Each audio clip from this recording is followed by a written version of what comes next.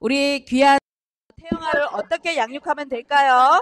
그 첫 번째가 우리는 먼저 거짓이 없는 믿음을 심는 부모가 되어줘야 되죠.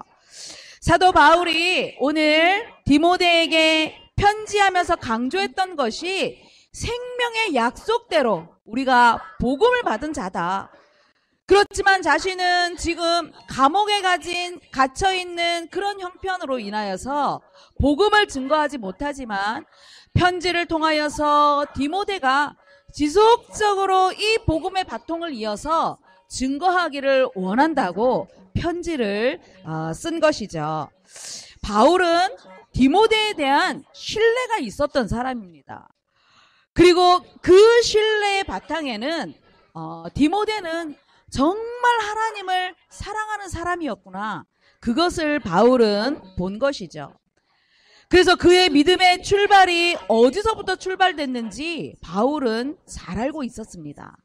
그래서 디모데후서 1장 5절의 말씀에 내 속에 거짓이 없는 믿음을 내가 보았고 그 믿음은 바로 외조모 로이스에게 있었던 믿음이 내 어머니 유니게 속에 있었던 믿음이 바로 내 속에도 있구나. 이렇게 고백을 한 것이죠.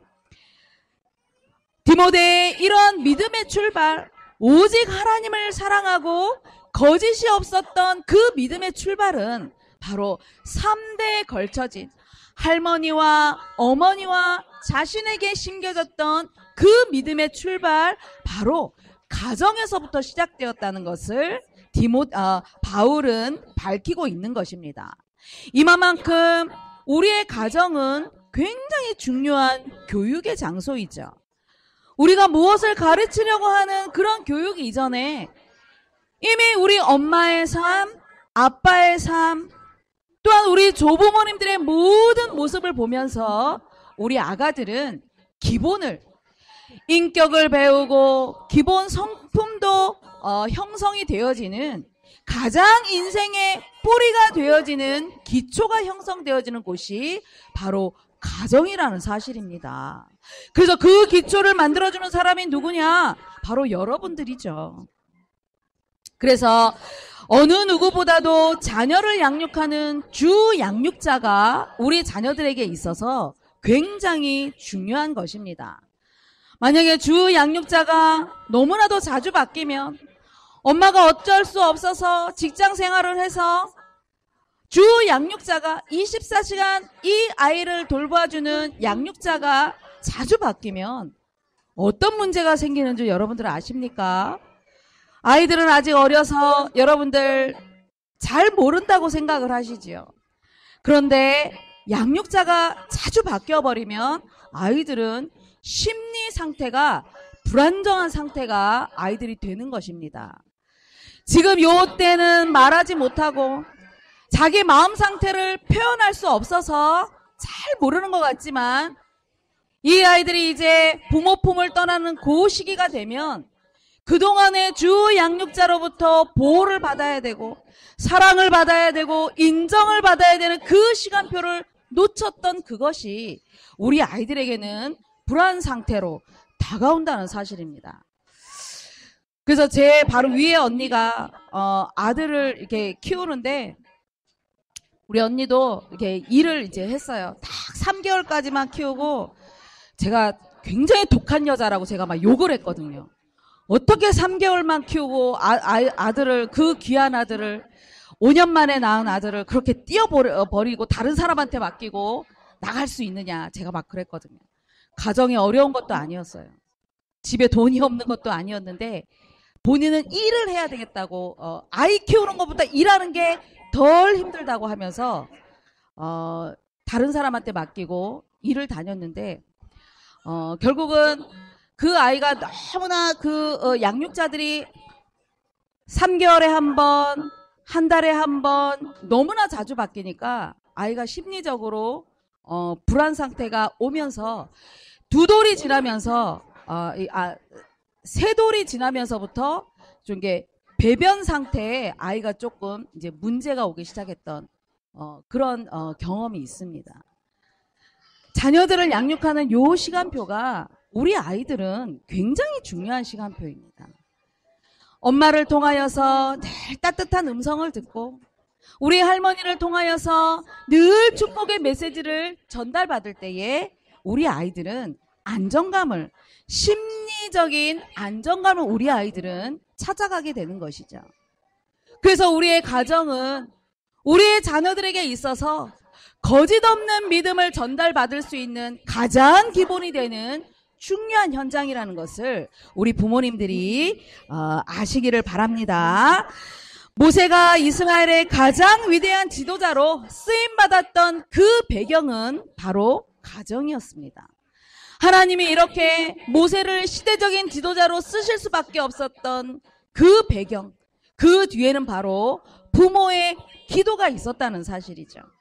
위기의 상황 속에서 부모의 기도가 없었다면 많은 그 어려움을 겪었을 텐데 그 부모의 기도를 통하여서 하나님은 나일강에 던져질 수밖에 없었던 그 상황 속에서도 물의 흐름을 바꾸시면서까지 하나님은 지도자로서의 정말 중요한 시간표를 준비하게 하셨다는 것이죠. 그래서 하나님 앞에 거짓 없는 믿음으로, 언약적인 믿음으로 젖먹이의 시간표를 놓치지 않았던 그 어머니의 영적인 한이 자녀에게 그대로 전달이 되었죠. 지금은 우리 자녀들이 어리고 약할지라도 이 시대를 살아가야 될 가장 중요한 기본을 만드는 우리 가정 속에서 우리 부모님들이 거짓이 없는 믿음을 심으시는 여러분들이 되시기를 바랍니다. 그래서 부모의 믿음의 그 기도가 내 자녀를 살릴 수 있다는 사실입니다. 우리 다 같이 한번 따라해 볼까요? 부모의 기도손이 하나님의 마음을 움직입니다. 부모의 기도손이 자녀를 살릴 수 있습니다. 그렇습니다. 여러분들의 한마디 한마디 자녀를 향한, 시대를 향한 그 기도손으로 인하여서 우리의 자녀들은 부모의 모습을 보면서 거짓 없는 믿음을 그대로 우리 아이들은 전달받게 되는 것이죠. 그래서 잉태 그 시간부터 불신앙의 뿌리가 있기 때문에 이것이 뿌리 내리지 않도록, 이 불신앙이 자라지 않도록 우리는 거짓 없는 믿음을 심어야 되는 것입니다. 우리가 심어야 될 거짓 없는 믿음이 어떤 것입니까? 바로 예수님이 그리스도 되신 이 십자가 복음을 내 자녀들에게 부지런히 심어서 내 자녀들은 태 속에 10달 동안 엄마 품 안에 젖먹이 시간표에서부터 인생의 답 예수 그리스도의 그 열쇠를 가지고 성장할 수 있도록, 이것이 바로 우리가 심어야 될 거짓 없는 이 믿음이죠. 그리고 매 순간마다 하나님 나라의 비밀을 누리도록, 이것이 삶에서 누려지도록 우리가 심어야 될 믿음인 것입니다. 그리고 또한 세계복음화할 주인공임을 우리가 반드시 심어야 되죠. 오늘 말씀을 듣고 가정에 돌아가면 지금 당장은 그래, 내가 집에 가서 이렇게 심어야지 하지만 집에 돌아가면 잘 안 될 것입니다. 그렇죠. 저도 마찬가지였습니다. 저도 말씀을 들으면 그래, 내 자녀 축복하고 내 자녀를 이렇게 세계복음화의 주인공으로 인정하면서 내가 양육해야지 하지만 아직 나에 대한 이런 쓴 뿌리들이 많이 남아있어서 아직 이런 체질이 되어지지 않는 나의 모습들을 굉장히 많이 발견하죠. 여러분들이 자녀들을 양육하면서 울고 떼쓰는 저 아이에게 그래, 너는 세계복음화의 주인공이야, 그 눈이 되는 엄마들은 사실 많지 않을 것입니다. 그런데 괜찮습니다. 우리의 체질, 우리의 연약한 불신앙의 쓴 뿌리들 하나님 앞에 내어놓고 다시 한번 우리가 거짓 없는 믿음, 이것을 심는다면 반드시 우리 하나님께서는 여러분들의 믿음의 기도 때문에 우리 귀한 자녀들을 세계복음화의 언약의 렘넌트로 쓰시는 줄 믿으시기를 바랍니다. 하나님이 이렇게 약속의 말씀을 주셨는데, 생명의 약속을 주셨는데 그래도 우리가 불신앙한다면, 끊임없이 불신앙한다면 내 자녀들에게 그 불신앙이, 부모가 쏟아내는 그 불신앙이 끊임없이 뿌리가 내려지겠죠. 그러면 우리는 성장하면 성장할수록 불신앙의 열매를 맺을 수밖에 없는 것이고, 부모는 그 불신앙의 열매를 먹어야 되는 것입니다. 그렇기 때문에 우리는 하나님 앞에 거짓 없는 믿음, 이것이 끊임없이 씨앗이 심겨지고 뿌리가 내려지도록, 그렇다면 반드시 우리 자녀들은 하나님이 쓰실 수밖에 없겠죠. 그래서 예레미야 17장 8절에 보면 그는 물가에 심겨진 나무가 그 뿌리를 강변에 뻗치고 더위가 올지라도 두려워하지 아니하며 그 잎이 청청하여 가무는 해에도 걱정이 없고 결실이 그치지 아니함 같으리라 말씀을 주셨습니다. 어디를 가든 무엇을 하든 어려움을 만날지라도 절대 가물지 않는, 절대 해가 없는 그런 자녀, 믿음의 열매를 맺고 하나님이 쓰실 수밖에 없는 복음의 열매를 맺어가는 그런 렘넌트가 될 것이라고 오늘 약속을 주고 계십니다. 그래서 우리의 삶 속에서 이미 하나님이 말씀을 다 주셨기 때문에 중요한 것은 여러분들 가정에 돌아가면 여러분들의 삶에서 중요한 것입니다. 삶에서 내가 이제 이 뿌리가, 믿음의 뿌리가 거짓 없는 믿음이 심겨지도록 이제는 우리가 해야 될 것이죠. 그래서 거짓 없는 믿음의 삶이 먼저 회복되고 내게 맡겨주신 이런 귀한 자녀들에게 믿음을 심는, 믿음의 씨앗을 심어서 그 믿음의 열매를 거두는 우리 부모와 조부모님들이 되시기를 바랍니다. 우리 찬양 하나 하겠습니다. 우리 축복의 씨앗, 우리 찬양 하나 할게요. 생명의 비밀, 생명의 비밀, 아는 행복한 자여, 너는 하나님의 축복의 씨앗, 언약의 비밀, 아는 너를 통해 모든 민족이 살아나니. 생명의 비밀, 생명의 비밀, 아는 행복한 자여, 우리 아가들 한번 보세요. 하나님 축복의 씨앗입니다.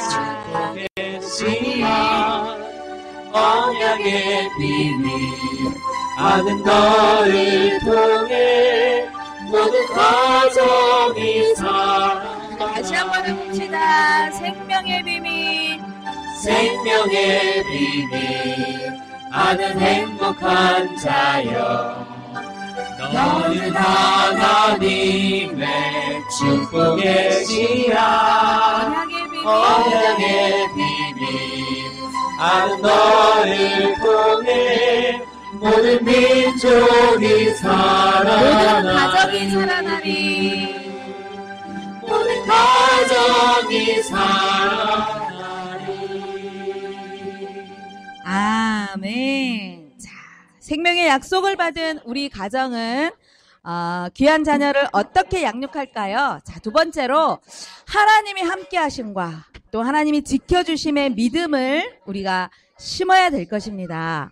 디모데후서 1장 7절에서 8절 말씀 보니까 하나님이 우리에게 주신 것은 두려워하는 마음이 아니요 오직 능력과 사랑과 절제하는 마음이니, 그러므로 너는 내가 우리 주를 증언함과 또를 주를 위하여 갇힌 자 된 나를 부끄러워하지 말고 오직 하나님의 능력을 따라 복음과 함께 고난을 받으라 말씀을 주셨습니다.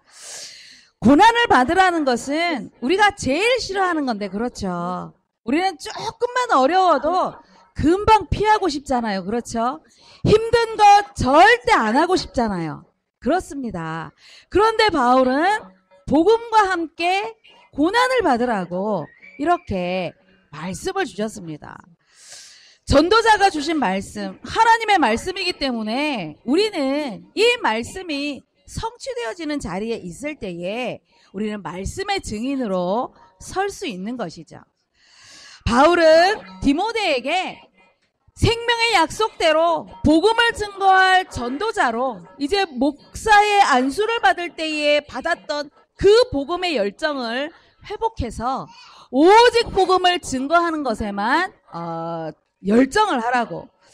더더군다나 바울이 이제 재차 감옥에 수감되었기 때문에 자신이 이제 순교할 날이 얼마 남지 않았다는 것을 모든 에베소 교회 성도들이 다 알고 있었고, 디모데 역시나 그것 때문에 절망하고 낙심하고 두려워하고 있었다는 것입니다.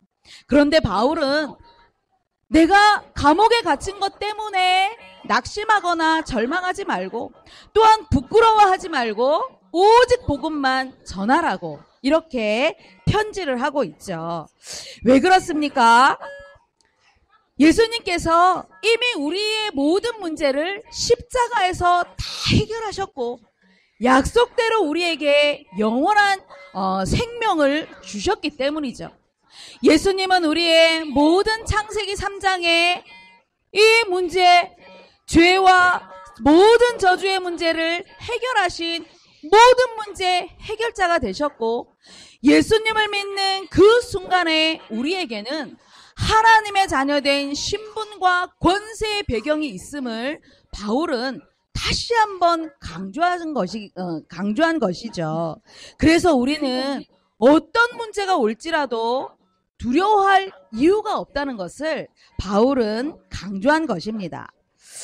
우리는 대부분 고난을 당할까봐, 문제가 올까봐, 제가 출산을 축하한다고 문자 보냈더니 우리 출산한 태영아 엄마가, 전도사님, 제가 이제 집으로 돌아가서 오롯이 혼자서 자녀를 이제 양육을 해야 되는 것이 두렵습니다. 전도사님 기도해 주세요. 아직 가지도 않았는데, 병원에서 퇴원도 안 하고 집에도 안 갔는데 두렵습니다. 내가 이 아이를 어떻게 양육을 해야 될지, 아이가 울 때는 어떻게 해야 되는지, 수유는 또 어떻게 해야 되는지 두렵습니다. 우리는 아직 오지 않은 것 때문에 굉장히 많이 염려를 하고요. 많은 불신앙이 우리 안에, 우리 저변에 굉장히 많이 깔려 있죠. 사실은 말씀을 들으면 다 성령 충만해요. 다 성령 충만하고 다 믿음 충만한데 집에만 돌아가면 아직 오지도 않은 것 때문에 우리는 많은 불신앙에 빠지게 되는 것입니다. 그래서 중요한 것은 우리의 힘과 우리의 능력이 아니라는 것이죠. 하나님의 능력이 함께하기 때문에 하나님이 주시는 신분과 권세만 우리가 조금만 누려도 여러분들의 자녀를 양육하는 것은요, 별로 힘들지 않을 것입니다. 하나님만 의지하면 하나님께서 우리 인생의 모든 문제를 해결하셨기 때문에 내 자녀 문제까지도 하나님이 알고 계시기 때문에, 그래서 따라해 보십시오. 힘 좀 뺍시다. 내 힘 좀 빼십시오. 내가 너무 능력이 많으니까, 내가 너무 계획이 많으니까 하나님을 의지할 힘이 없는 거예요. 그래서 내 힘을 빼고, 우리는 내 힘과 능력이 아니라 우리가 능력이 많으면, 우리가 힘이 있으면 얼마나 있습니까? 여러분들이 그리스도는 아니지 않습니까? 예수님이 이미 십자가에서 내가 지금 문제라고 생각하는 것 다 해결하신 줄 믿으시기를 바랍니다. 출산의 문제, 양육의 문제, 많은 것들이 첩첩산중 문제라고 생각하는 것까지도 다 하나님께 맡기시는 여러분들이 되시기를 바랍니다. 복음을 증거하는 것 때문에 고난이 오는 것은 오늘 바울은 당연하다고 했습니다. 여러분들이 우리 귀한 자녀들에게 끊임없이 복음을 심는다면 앞으로 오고 오는 문제는 하나님의 능력을 체험하는 기회가 되는 줄 믿으시기 바랍니다. 다니엘과 세 친구가 바벨론 나라의 포로가 되어 있었지만 이들에게는 이것조차도 문제가 되지 않았습니다. 이 사람들은 얼마나 믿음이 좋았느냐. 항상 하나님 앞에 기도하고 항상 하나님을 의지했던 그 믿음의 사람들, 바벨론 왕 느부갓네살 왕이 이렇게 대신들과 함께 금신상을 만들어서 신상에 절하지 않는 자들은 불무불에 죽이겠다고 국령을 내린 것입니다. 그런데 이 사람들은 얼마나 믿음이 좋았냐 하면 우상 앞에 절하지 않겠다. 그리고 다니엘서 3장 17절 18절 보면 왕이여 우리가 섬기는 하나님이 계시는데 우리가 맹렬히 타는 풀무풀 가운데서도 그가 능히 건져주시겠고 왕의 손에서도 건져주실 것입니다. 그렇게 하지 아니하실지라도 왕이여 우리가 왕의 신들을 섬기지도 않고 왕이 세운 금신상에도 절대로 절하지 않겠습니다. 이렇게 단언을 한 것이죠. 우리는 세상 따라가기 바쁜데, 우리는 문화 따라 살기 바쁜데, 이렇게 다니엘과 세 친구는 하나님의 절대 주권을 믿고 하나님 앞에 이렇게 결단을 한 것입니다. 무엇을 알았습니까? 하나님이 풀무풀 가운데서도 우리와 함께 하시고 우리를 지켜주신다는 분명한 믿음이 있었던 것이죠. 왕은 분노하여서 평소보다 더 뜨겁게 7배나 더 뜨겁게 풀무불을 만들어서 던졌는데 이 세 친구를 던진 사람들이 오히려 죽었고, 그리고 느부갓네살 왕이 눈을 들어서 보니까 분명히 세 사람이 풀무불 속에 들어갔는데 네 사람이 왔다 갔다 한 것을 본 것입니다. 얼마나 놀랍습니까? 고난당하는 줄 알았는데, 하나님을 믿는 그 믿음 때문에 죽음을 당하는 줄 알았는데 하나님의 능력을, 성령의 능력을 체험하는 그 기회가 됐던 것입니다. 왕은 이들을 불러내어서 너희들이 섬기는 하나님을 더욱더 찬양했고 바벨론 전 각 지방에 살아계신 하나님을 선포하였고 이 세 사람의 이름을 더욱더 높여준 것입니다. 여러분들은 누구입니까? 우리 태영아부 부모님과 조부모님들은 누구입니까? 하나님의 렘넌트를 맡고 계시는 여러분들은 누구입니까? 바로 하나님의 생명의 약속을 받은, 이 복음의 영원한 생명을 받은 여러분들이십니다. 절대 이 믿음에서 흔들리지 마시기를 바랍니다.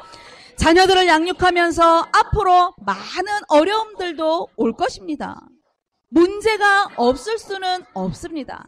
그런데 우리가 염려할 일들, 불신앙할 일들이 생길지라도 생명을 받은 자이기에 이 언약을 놓치지 말고 우리 귀한 자녀들 반드시 하나님이 쓰실 것이기 때문에 믿음의 큰 그릇으로 여러분들이 잘 준비하셔서 하나님이 쓰실 날을 기대하면서 귀한 자녀들을 축복으로 양육을 하시기를 바랍니다. 그래서 태아 10달, 품 안에 3년 동안의 이 시간표, 자녀와 함께 할 수 있는 유일한 시간표를 여러분들이 놓치지 마시고 24시간 함께 하시고 지켜주시는 그 하나님의 언약과 믿음을 심어서 세계복음화할 렘넌트를 양육하시는 모든 축복의 가정들이 되시기를 바랍니다. 믿음, 소망, 사랑, 하나님 참 감사함을 드립니다. 생명의 약속을 받은 자로 두려움이 오거나 염려가 올 때에 예수 그리스도의 언약을 늘 붙잡고 승리할 수 있도록 우리 모든 태영아 가정들을 축복하여 주시며 엄마 아빠의 그 믿음을 따라 귀한 자녀들이 시대를 살릴 렘넌트로 성장하기에 조금도 부족함이 없도록 우리 귀한 아가들을 축복하여 주옵소서. 감사를 드리며 예수 그리스도 이름으로 기도드리옵나이다. 아멘.